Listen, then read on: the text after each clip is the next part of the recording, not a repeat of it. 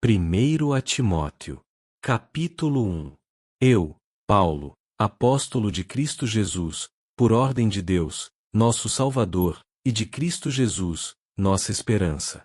Escrevo esta carta a Timóteo, meu verdadeiro filho na fé.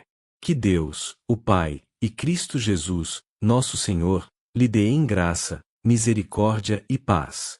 Quando parti para Macedônia, pedi a você que ficasse em Éfeso e advertisse certas pessoas de que não ensinassem coisas contrárias à verdade. Nem desperdiçassem tempo com discussões intermináveis sobre mitos e genealogias, que só levam a especulações sem sentido em vez de promover o propósito de Deus, que é realizado pela fé. O alvo de minha instrução é o amor que vem de um coração puro, de uma consciência limpa e de uma fé sincera. Alguns, porém, se desviaram dessas coisas e passam o tempo em discussões inúteis. Querem ser conhecidos como mestres da lei, mas não sabem do que estão falando, embora o façam com tanta confiança. Sabemos que a lei é boa quando usada corretamente. Pois a lei não foi criada para os que fazem o que é certo, mas para os transgressores e rebeldes, para os irreverentes e pecadores, para os ímpios e profanos. Ela é para os que matam pai ou mãe ou cometem outros homicídios, para os que vivem na imoralidade sexual, para os que praticam a homossexualidade, e também para os sequestradores, os mentirosos, os que juram falsamente ou que fazem qualquer outra coisa que contradiga o ensino verdadeiro, que vem das boas novas gloriosas confiadas a mim por nosso Deus bendito. Agradeço àquele que me deu forças, Cristo Jesus, nosso Senhor, que me considerou digno de confiança e me designou para servi-lo. Embora eu fosse blasfemo, perseguidor e violento. Contudo, recebi misericórdia, porque agia por ignorância e incredulidade. O Senhor fez sua graça transbordar e me encheu da fé e do amor que vem de Cristo Jesus. Esta é uma afirmação digna de confiança, e todos devem aceitá-la.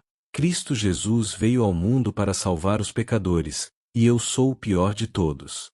Mas foi por isso que eu, o pior dos pecadores, recebi misericórdia, para que assim Cristo Jesus mostrasse quanto é paciente. Desse modo, sirvo de exemplo a todos que vierem a crer nele para a vida eterna. Honra e glória a Deus para todos sempre. Ele é o Rei eterno, invisível e imortal. Ele é o único Deus. Amém. Timóteo, meu filho, estas são minhas instruções para você, com base nas palavras proféticas ditas tempos atrás a seu respeito. Que elas o ajudem a lutar o bom combate. Apegue-se à fé e mantenha a consciência limpa, pois alguns rejeitaram deliberadamente a consciência e, como resultado, a fé que tinham naufragou. Himeneu e Alexandre são dois exemplos. Eu os entreguei a Satanás, para que aprendam a não blasfemar. Capítulo 2. Em primeiro lugar, recomendo que sejam feitas petições, orações, intercessões e ações de graça em favor de todos. Em favor dos reis e de todos que exercem autoridade, para que tenhamos uma vida pacífica e tranquila, caracterizada por devoção e dignidade. Isso é bom e agrada a Deus, nosso Salvador, cujo desejo é que todos sejam salvos e conheçam a verdade. Pois há um só Deus e um só mediador entre Deus e a humanidade. O homem Cristo Jesus.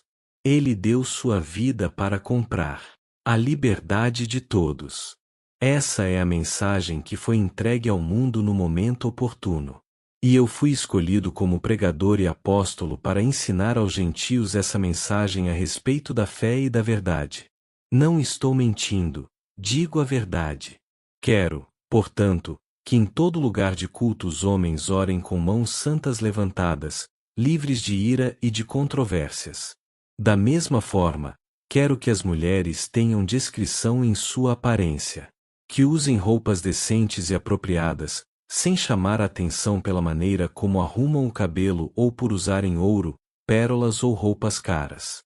Pois as mulheres que afirmam ser devotas a Deus devem se embelezar com as boas obras que praticam. As mulheres devem aprender em silêncio e com toda submissão. Não permito que as mulheres ensinem aos homens, nem que tenham autoridade sobre eles. Antes, devem ouvir em silêncio. Porque primeiro Deus fez Adão e, depois, Eva. E não foi Adão o enganado.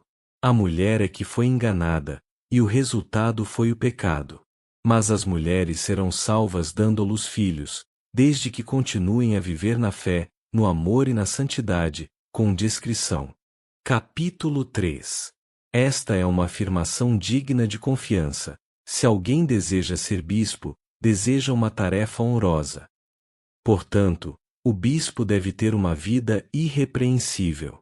Deve ser marido de uma só mulher, ter autocontrole, viver sabiamente e ter boa reputação. Deve ser hospitaleiro e apto a ensinar. Não deve beber vinho em excesso, nem ser violento. Antes, deve ser amável, pacífico e desapegado do dinheiro. Deve liderar bem a própria família e ter filhos que o respeitem e lhe obedeçam. Pois, se um homem não é capaz de liderar a própria família, como poderá cuidar da Igreja de Deus? Não deve ser recém-convertido, pois poderia se tornar orgulhoso, e o diabo o faria cair. Além disso, os que são de fora devem falar bem dele, para que não seja desacreditado e caia na armadilha do diabo. Da mesma forma, os diáconos devem ser respeitáveis e ter integridade. Não devem beber vinho em excesso, nem se deixar conduzir pela ganância. Devem ser comprometidos com o segredo da fé e viver com a consciência limpa. Antes de serem nomeados diáconos, é necessário que se faça uma avaliação cuidadosa. Se forem aprovados, então que exerçam a função de diáconos. De igual modo, as mulheres devem ser respeitáveis e não caluniar ninguém. Devem ter autocontrole e ser fiéis em tudo que fazem. O diácono deve ser marido de uma só mulher e liderar bem seus filhos e sua casa. Aqueles que exercerem bem a função de diácono serão recompensados com o respeito de outros e terão cada vez mais convicção de sua fé em Cristo Jesus. Embora espere vê-lo em breve, escrevo-lhe estas coisas agora. Para que, se eu demorar, você saiba como as pessoas devem se comportar na casa de Deus. Ela é a igreja do Deus vivo, coluna e alicerce da verdade. Sem dúvida, este é o grande segredo de nossa fé. Cristo foi revelado em corpo humano, justificado pelo Espírito, visto por anjos, anunciado às nações, crido em todo o mundo, e levado para o céu em glória. Capítulo 4. O Espírito afirma claramente que nos últimos tempos alguns se desviarão da fé, dando ouvidos a espíritos enganadores e a ensinamentos de demônios, que vêm de indivíduos hipócritas e mentirosos, cuja consciência está morta. Tais pessoas afirmam que é errado se casar e proíbem que se comam certos alimentos, que Deus criou para serem recebidos com ação de graças pelos que são fiéis e conhecedores da verdade. Porque tudo que Deus fez é bom, não devemos rejeitar nada, mas a tudo receber com ação de graças. Pois sabemos que se torna aceitável pela palavra de Deus e pela oração. Se você explicar estas coisas aos irmãos, será um bom servo de Cristo Jesus, nutrido pela mensagem da fé e pelo bom ensino que tem seguido. Não perca tempo discutindo mitos profanos e crendices absurdas. Em vez disso, exercite-se na devoção. O exercício físico tem algum valor, mas exercitar-se na devoção é muito melhor, pois promete benefícios não apenas nesta vida, mas também na vida futura. Essa é uma afirmação digna de confiança, e todos devem aceitá-la. Trabalhamos arduamente e continuamos a lutar porque nossa esperança está no Deus vivo, o Salvador de todos, especialmente dos que creem. Ensine estas coisas e insista nelas. Não deixe que ninguém o menospreze porque você é jovem. Seja exemplo para todos os fiéis nas palavras, na conduta, no amor, na fé e na pureza. Até minha chegada, dedique-se à leitura pública das Escrituras, ao encorajamento e ao ensino. Não descuide do dom que recebeu por meio de profecia quando os presbíteros impuseram as mãos sobre você. Dedique total atenção a essas questões. Entregue-se inteiramente às suas tarefas, para que todos vejam seu progresso. Fique atento a seu modo de viver e a seus ensinamentos. Permaneça fiel ao que é certo, e assim salvará a si mesmo e aqueles que o ouvem. Capítulo 5. Nunca fale com dureza a um homem mais velho, mas aconselhe-o como faria com seu próprio pai. Quanto aos mais jovens, aconselhe-os como a irmãos. Trate as mulheres mais velhas como trataria sua mãe, e as mais jovens, com toda pureza, como se fossem suas irmãs. Cuide das viúvas que não têm ninguém para ajudá-las.